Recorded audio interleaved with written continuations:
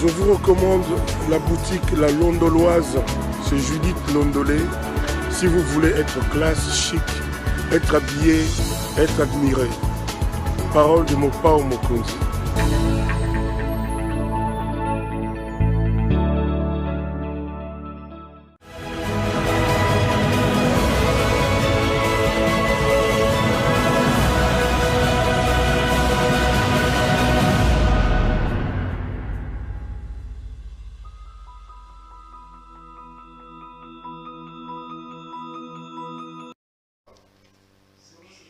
Madame, Messieurs, bonjour et bienvenue à ce nouveau numéro de l'émission Décrit Info, ce magazine d'analyse d'actualité politique, sociale, économique et même juridique qu'on a lancé ici à CPL Télévision. On trouve des questions importantes qui retiennent l'actualité dans plusieurs domaines. On les met sur la table et nous tentons de les décortiquer en leur donnant un sens et une forme selon nous. C'est d'ailleurs pour ça que chaque matin, quand on commence cette émission, nous avons l'habitude de dire que le Décrit Info, c'est tout simplement le tempo de l'actu selon notre feeling. Ça veut dire notre manière de voir les choses, notre manière à nous de les exprimer, notre manière à nous de les ressentir. Je suis donc heureux d'être là de nouveau en début de cette semaine avec vous.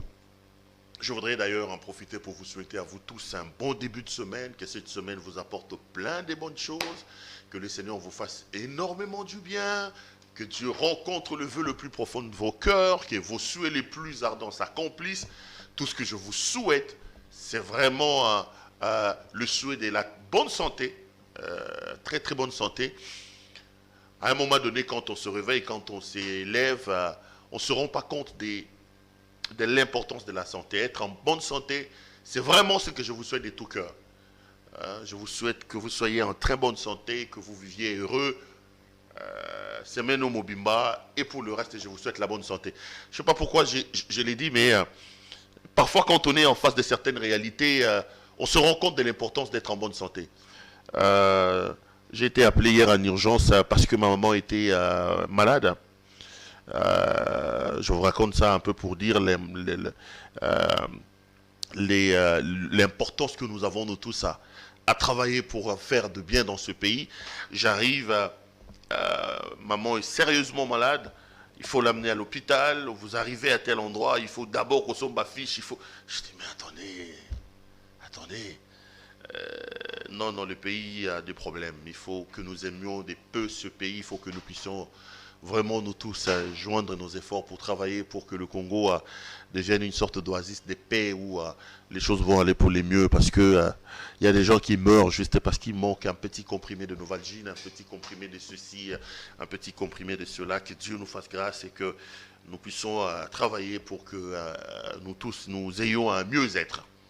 Merci à vous de l'intérêt que vous n'arrêtez d'accorder au travail que nous faisons, à vos appels, à vos nombreuses remarques, à vos critiques, à vos appels, tout ce que vous faites, ça nous met devant nos responsabilités et on se rend compte chaque jour qui passe que ce que nous faisons ici est suivi et que vous aimez énormément le travail que nous faisons ici. Je tenais à vous dire très sincèrement merci. Laissez-moi aussi dire merci aux jeunes gens qui travaillent ici, qui font un travail remarquable dans des conditions parfois difficiles, avec un chef qui gronde tout le temps, un perfectionniste qui veut que le travail aille bien. Mais eux, ils supportent, ils sont là le matin, le soir, à travailler, à vous rendre ces services-là. Ils sont nombreux, je vois là les Merveilles, les Abdoul, les Emmanuel, les José, les Joseph, tout ce monde-là, cette équipe-là, une bonne dizaine de jeunes qui nous accompagnent dans le travail que nous faisons. Les amis, à chaque fois que vous nous regardez, que vous appréciez ce que nous faisons, tirez votre chapeau à ces gens-là parce qu'ils travaillent vraiment dans des conditions où il faut avoir des nerfs pour les faire. Merci aussi à notre partenaire privilégié, Judith Londolé Betoko. Judith Londolé Betoko avec sa boutique La Londoloise. Si vous aimez ce que nous avons mis aujourd'hui, la veste, la chemise, dites donc grand merci à notre partenaire privilégié, Judith Londolé Betoko avec sa boutique La Londoloise. Cette chemise que vous voyez, la montre que je mise, la veste, les chemises, les chaussures, tout, je suis donc totalement à Londoloise. n'hésitez pas, prenez votre téléphone, appelez Judith Londolé Betoko, dites-lui qu'on a vu Perou Louara, nous voulons être habillés comme lui. Elle se fera le réel plaisir d'honorer vos commandes partout où vous êtes à travers le monde, que vous soyez en Australie, en France, en Belgique. Ne vous fâchez pas, s'il vous plaît, parce qu'il y a quelqu'un qui m'appelle et dit « Ah, tu parles un peu trop de Londolé. » Les enfants doivent vivre, chers frères. Pour que je parle devant vous, pour que vous ayez ces images, il faut acheter le carburant. Le courant à Kinshasa, il n'y en a pas. Là, encore, on travaille sous groupe. Il faut renouveler l'outil, nous avons besoin des partenaires. Quand quelqu'un vient et nous fait confiance, chaque fin du mois, elle envoie son argent.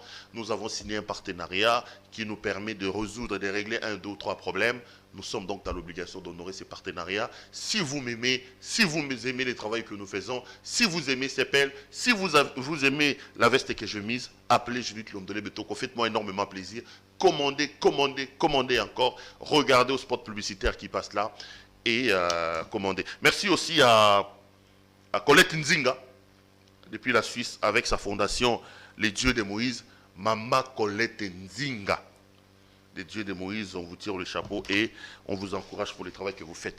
Allez, vous avez vu mon thème. Je voudrais qu'on parle un peu de ce qui pourrait être la décision de M. Moïse Katumbi Tchapoué, qui prend son avion ce week-end, plutôt cette semaine.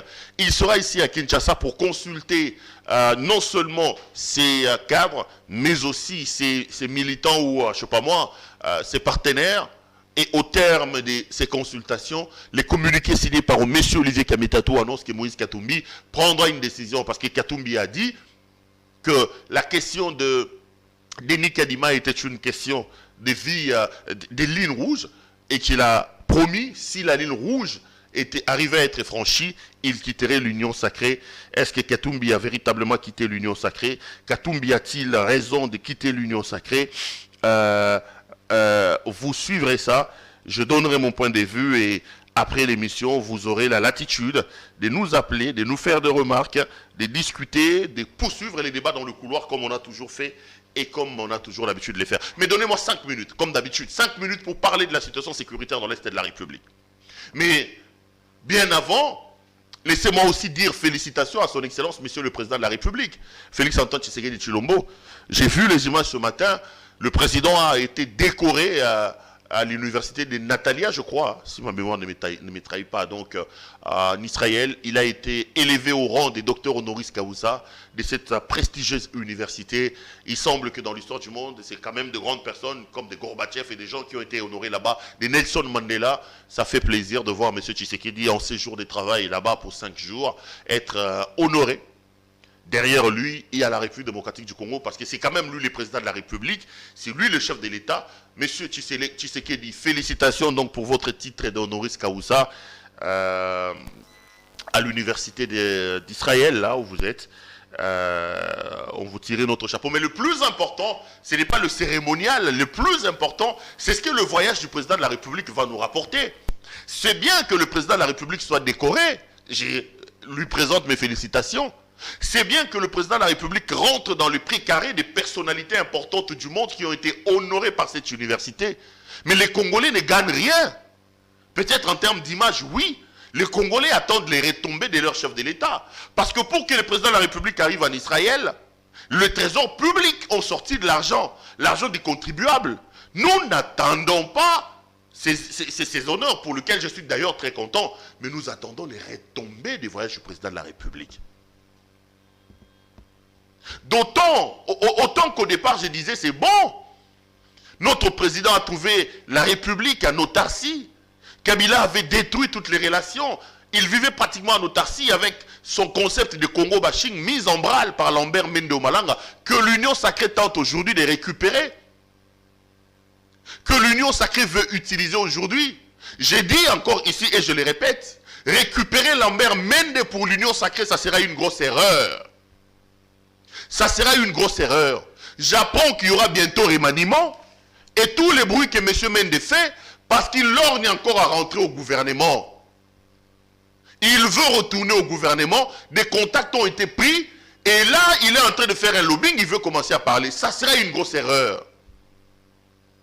Mende a induit Kabila en erreur. Mende a coupé Kabila de tout le monde. Il a opposé avec les catholiques. Il a opposé avec la communauté internationale. Ça, c'est Mende. Aujourd'hui, ça me surprend que l'Union sacrée applaudisse cet homme-là. Si vous voulez faire du Mende, vous pouvez faire du Mende sans Mende. Prenez Thierry Mosenepo. Je l'ai dit et je répète, prenez Thierry Mosenepo. Un garçon compétent qui peut vous reproduire les Mende sans être Mende. Sans être Lambert Mende.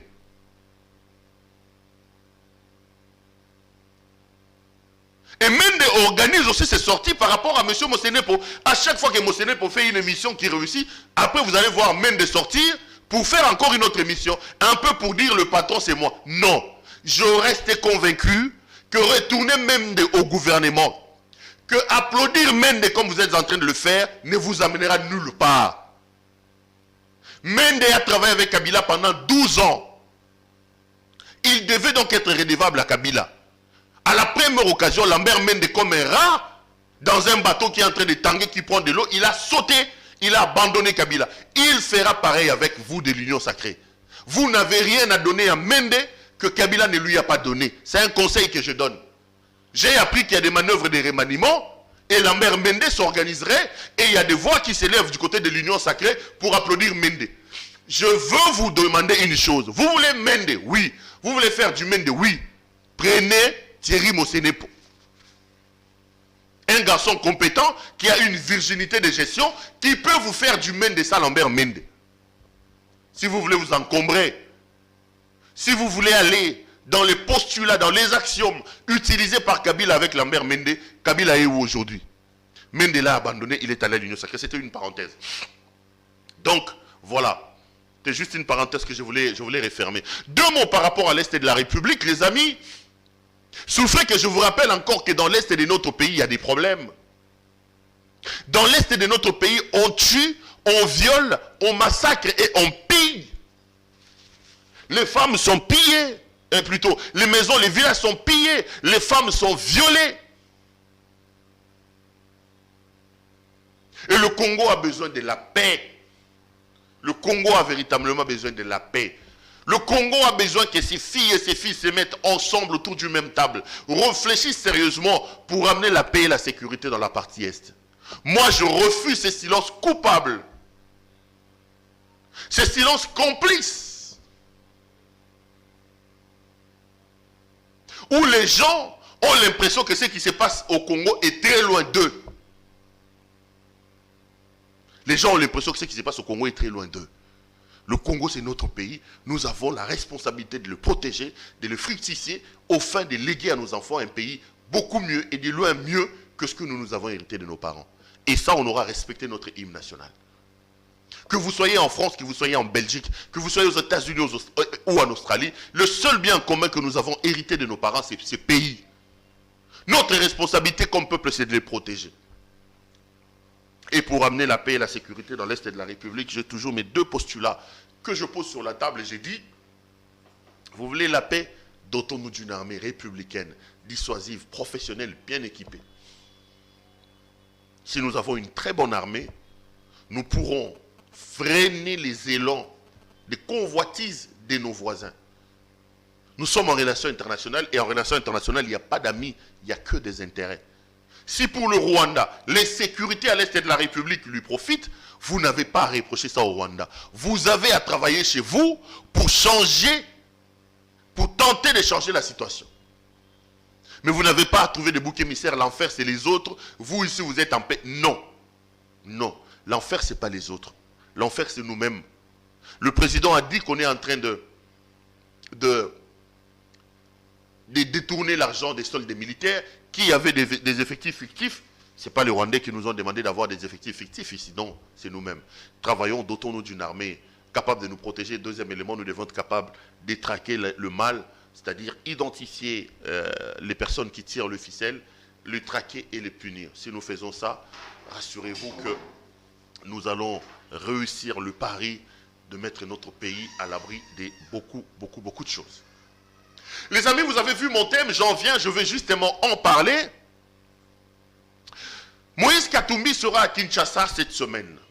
J'ai lu un communiqué de M. Olivier Kamitatou, son directeur de cabinet et porte-parole, qui annonce que Katumbi aura des consultations ici avant de pouvoir prendre sa décision sur la question de l'union sacrée. Vous le savez, Son Excellence, Monsieur le Président de la République, a décidé d'investir l'équipe dirigée par Monsieur Denis Kadima. Ce n'est pas la première fois que je l'ai dit et je répète que pour moi, ceci est une violation des procédures et des principes. La désignation de Denis Kadima ne va pas faire avancer le Congo. Il plante les décors de la contestation. La désignation de Denis Kadima plante les décors des problèmes avant même que le problème n'arrive. Avant même que le problème n'arrive. Et c'est d'ailleurs pour ça que vous avez vu, j'ai fait un décret ici, le président de la République s'est vu dans l'obligation de s'expliquer sur un acte de gouvernance et de gestion qu'il voulait poser. Une ordonnance présidentielle était un acte de gouvernance rendu par le président de la République. Il en a le droit. Le chef de l'État n'avait pas à s'expliquer sur ça. Et ici, je voudrais m'en prendre à nos amis de la présidence, à l'entourage du président. C'est tout le monde qui se plaint sur cet entourage-là. Le président de la République prend la parole à un moment particulier où vous avez des problèmes des rames. Vous avez des problèmes d'insécurité dans l'Est de la République. Vous avez des problèmes de naufrage. Il y a eu un naufrage où il y a eu plus de 50 morts dans le Katanga, je crois. Le président de la République n'évoque pas toutes ces questions-là. Vous faites donc parler le président de la République pour se justifier sur un acte de gestion. Vous faites parler le président de la République pour confirmer effectivement qu'il y a eu malaise. La prise de parole du président de la République a été tout sauf rassurante. Le président a crédité la thèse des gens qui disent que M. Kadima était véritablement le problème. Là n'est pas le problème. Kadima a été élu, ou plutôt désigné, en violation des principes. D'abord au niveau des confessions religieuses. Deuxièmement au niveau de l'Assemblée nationale. L'Assemblée ne pouvait donc pas se saisir de l'affaire sur base des PV déposés par des personnes n'ayant pas qualité. Donc l'Assemblée n'a donc pas été correctement saisie pour tabler de la question. Là aussi, l'Assemblée a mis en place une commission paritaire qui n'en était pas une. Et la commission paritaire a été chapeautée par M. Mbata, qui, en dehors de ça, est président de la commission permanente PAJ. Or, quand vous lisez l'article 53 du règlement intérieur de la Chambre basse du Parlement, il fait opposition à tout cumul des fonctions entre le rôle d'un président de la commission permanente et une autre présidente. Tout ça, j'en avais parlé, je ne reviens pas. Du coup, tous les regards sont fixés aujourd'hui sur Moïse Katumbi Tchapoué. Monsieur Katumbi a donc annoncé qu'il va venir à Kinshasa. Monsieur Katumbi avait fixé une ligne rouge. Il y en avait deux. La première ligne rouge, c'était la question de la loi Tchani. Katumbi avait dit que si cette loi-là est programmée à la Chambre basse du Parlement, ne fût-ce qu'être programmée, il va quitter l'Union sacrée. Deuxième principe, deuxième ligne rouge, Katumbi a évoqué le fait que si on entérinait ou on choisissait Kadima de la manière dont on sait, là aussi ça sera la ligne rouge, il quittera l'Union sacrée. Il a fait reculer M. Tshisekedi et l'Union sacrée sur la question de, comment il s'appelle, de Noël Tchani, mais sur la question de Denis Kadima, l'Union sacrée a décidé de faire un passage en force et M. Kadima a été non seulement entériné, mais aussi il a été investi après cette ordonnance de son Excellence, Monsieur le Président de la République. Donc Katumbi arrive à Kinshasa. Qu'est-ce que je pense de ça? Je voudrais revenir sur une réflexion que j'ai déjà faite ici. Monsieur Katumbi va quitter l'Union sacrée, c'est très bien. Mais j'ai toujours considéré la présence de Katumbi à l'Union sacrée comme une grosse erreur. Katumbi a fait une grosse erreur en ayant accepté de participer à la gestion des affaires avec M. Tshisekedi dans le cadre de l'Union sacrée.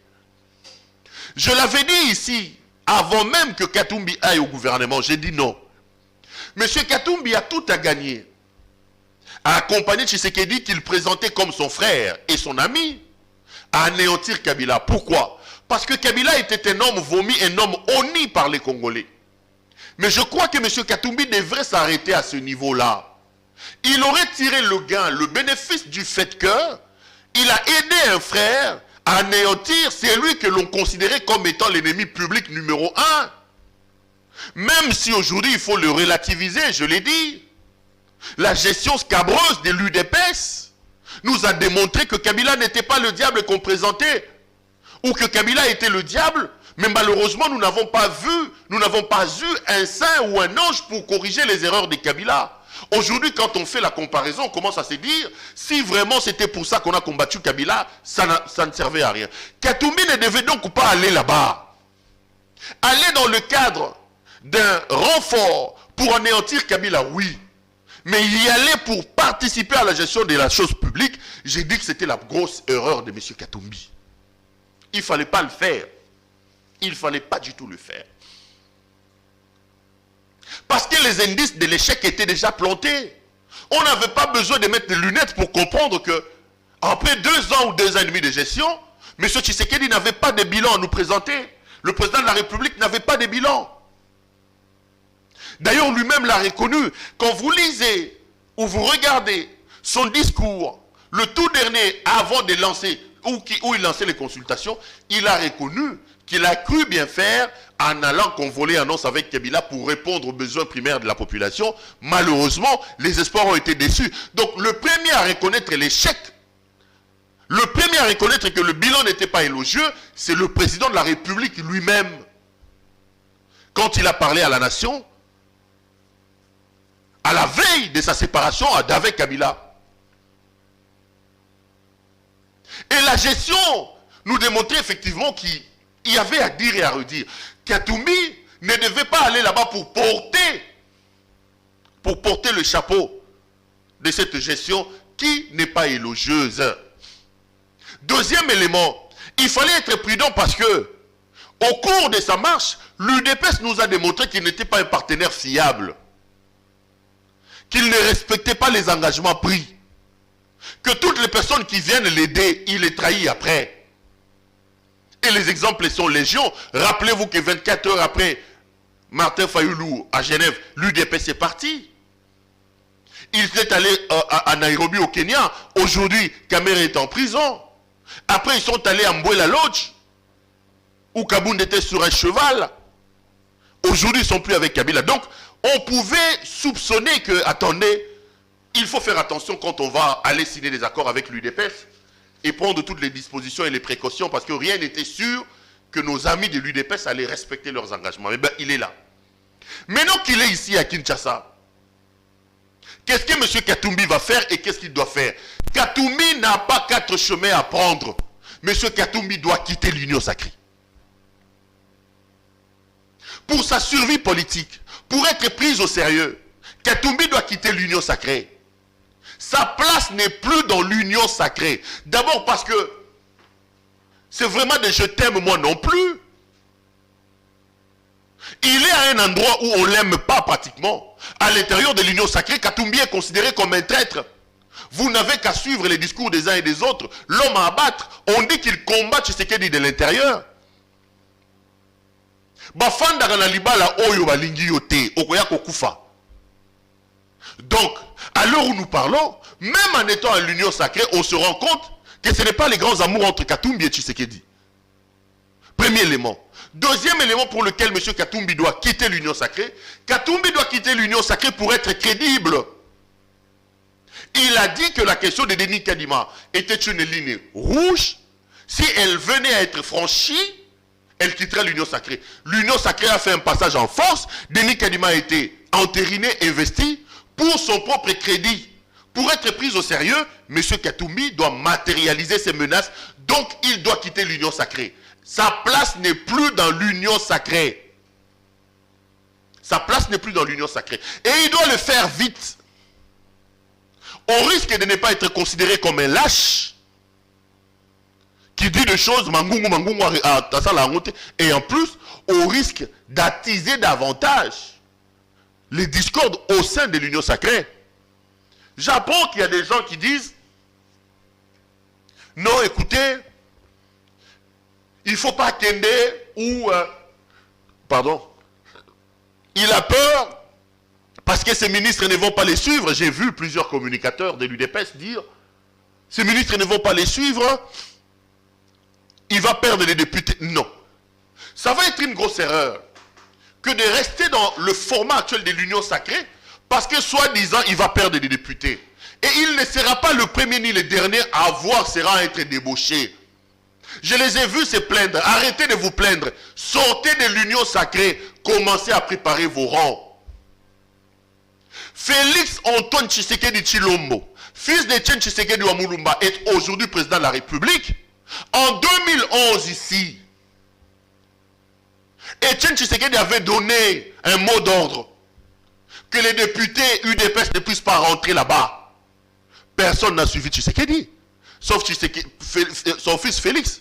Les Sami Badibanga et les autres sont allés siéger contre la volonté du président Tshisekedi. Ils ont débauché Tchibala. Ils lui ont donné le poste de Premier ministre. Ils ont débauché Sami Badibanga.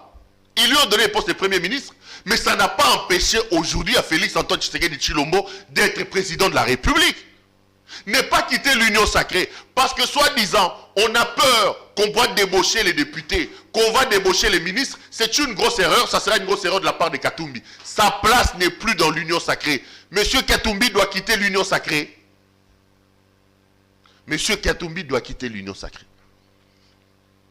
Si Tshisekedi ou l'Union sacrée vont débaucher, comme ils l'ont fait d'ailleurs avec les rapporteurs adjoints, mais ils sont en train de creuser leur propre échec. Les gens ne doivent pas être amnésiques. Dans ce pays, on avait un certain Kabila, champion en débauchage. Mais la politique de débauchage l'a amené où? Parce qu'aujourd'hui où nous parlons, Kabila n'a pas réussi à imposer Emmanuel Ramazani Shadari. Kabila n'a pas réussi. Donc le débauchage ne doit pas être une occasion pour rester au sein de l'Union sacrée.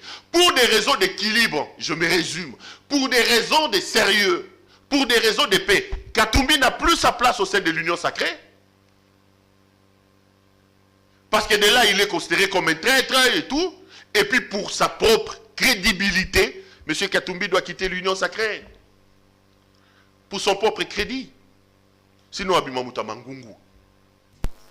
Mais pendant qu'il s'organise pour partir, j'ai vu des déclarations intempestives, des déclarations alambiquées de M. Augustin Kabouya. Hier encore, Augustin Kabouya s'en est pris à Martin Fayoulou Madidi, à Moïse Katumbi Tchapoué et aux autres. Il a dit que Martin Fayoulou Madidi et Moïse Katumbi, dans le cadre du bloc qui serait en train d'être formé, ce sont des anciens collaborateurs de Kabila, ils sont rentrés chez eux. Non, monsieur Kabouya, ne nous prenez pas pour des amnésiques. Si monsieur Katumbi, si monsieur Fayoulou étaient ou sont des collaborateurs de Kabila, que dire de l'UDPS? Vous, Augustin Kabouya, vous nous avez dit ici dans ce pays que Kabila a cherché partout. Il n'a trouvé personne à qui donner le pouvoir. Il a choisi l'UDPS. C'est vous. Donc entre Katumbi, entre Fayoulou, qui est plus redevable à Kabila? C'est l'UDPS qui est redevable à Kabila. Qui lui a donné le pouvoir selon Augustin Kabouya? Katumbi était collaborateur de Kabila comme vous le dites. Fayoulou était collaborateur de Kabila comme vous le dites. Oui. Entre un collaborateur et quelqu'un à qui on donne le pouvoir, qui est plus redevable? Ce qu'on se voit qu'à Soilikolo, ça l'attention est que yo. C'est Augustin Kabouya qui nous a dit Kabila a cherché. Augustin Kabouya a dit dans ce pays que c'est dans ce pays. C'est dans ce pays. Et puis, l'UDPS doit faire attention. Nos amis de l'UDPS souffrent d'un complexe de supériorité. Ils ont l'impression que ce qu'eux disent est une parole d'évangile, tout le monde va dire oui et amen. L'UDPS a l'impression que nous, on ne peut rien dire, que personne d'autre ne peut rien dire. Eux, ils ont une certaine... Je ne comprends pas, ça vient d'où dans vos têtes, ça?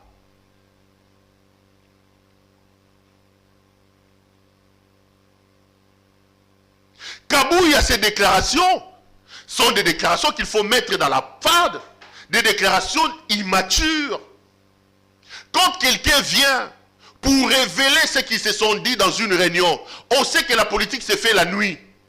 Lui, il vient et dit Toyaki Tolobaki, Toyaki Tolobaki. Comment vous pouvez faire confiance à un homme comme ça? Monsieur Kabouya, vous n'aidez pas le président de la République. Chaque jour qui passe, vos déclarations, vos comportements isolent de plus en plus le président Félix Antoine Tshisekedi Tshilombo. Je l'ai dit la dernière fois, le jour où M. Kalev Moutonde ouvrira sa bouche peut-être pour parler, à l'UDPS, les gens vont fuir. Qu'est-ce qui faisait que vous ayez des passeports de service? Vous pensez que pendant les 18 ans, il n'y avait aucune déclaration, aucune combine entre l'UDPS et Kabila? Vous êtes sûr? Mais il y a des gens qui ont le sens d'État. Il y a des gens qui ont le flair politique, qui peuvent se dire, quelle que soit la situation, sans ça relève du sens de l'homme d'État. Ça relève du sens de l'animal politique. Kalev qui se fait traquer aujourd'hui comme un rat. Vous pensez que ce Kalev va bien foutre la monogonaye, Magambo Salamana politique, même à l'UDPS là, vous ne sortirez pas éclaboussé? Sérieux? On se regarde dans les yeux. Vous pensez que l'UDPS n'en sortira sans égratignure? Sans égratignure? Non. Contrairement à Kabouya, Kalev a un peu l'essence d'État. Un peu. Vous savez ce que je pense de Kalev, ça a été un mauvais type. Hein? Je voudrais d'ailleurs qu'il réponde de ses actes. Hein?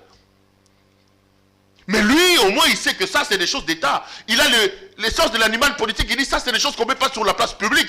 Ici, vous avez un secrétaire général qui lui pense que ce qui s'est fait la nuit peut être mis sur la place publique. C'est tout simplement de l'immaturité politique. C'est d'être immature politiquement. Vous créez des érosions. Vous créez des schismes entre le président de la République et tout le monde. Entre-temps, vous êtes à la gestion de la chose publique. Gérez le pays. Apportez-nous un mieux-être. C'est ce qu'on attend de vous, M. Kabouya. Oh là là, je suis à la 35e minute. Ce qu'on attend de vous. Les amis, je vais finir. Donc Katoumi, je résume ce que j'ai dit, Katoumi n'a plus sa place à l'Union sacrée, il faut qu'il parte. Maintenant, quand il va partir, il va falloir que ceux qui sont à l'extérieur créent une dynamique. C'est là que ça va poser problème, parce que cette dynamique-là aura besoin d'avoir une tête d'affiche. Martin Fayoulou m'a dit, comprenant cela, il veut dévancer tout le monde quand il parle même de la constitution de ces blocs-là. Que vous le voulez ou pas, Katoumi, Kabila, Fayoulou, on peut même mettre l'église catholique et les autres forces sociales. Ils auront l'obligation à un moment donné de mutualiser leurs efforts s'ils veulent peser dans la balance contre le président Félix Antoine Tshisekedi. Si il laisse passer cette affaire de Denis Kadima en silence, c'est un ballot d'essai que l'Union sacrée a jeté. Vous verrez encore un peu plus après, et ça risque d'aller vers la dérive.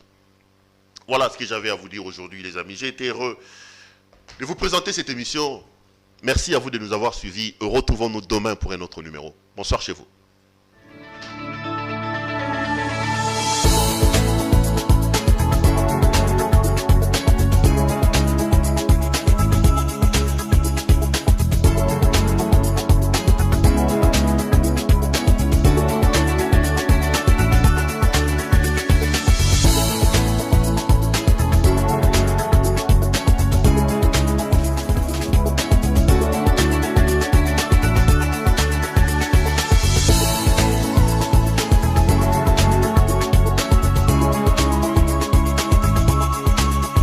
Je vous recommande la boutique La Londoloise, c'est Judith Londolé. Si vous voulez être classe, chic, être habillé, être admiré. Parole de Mopao Mokonzi.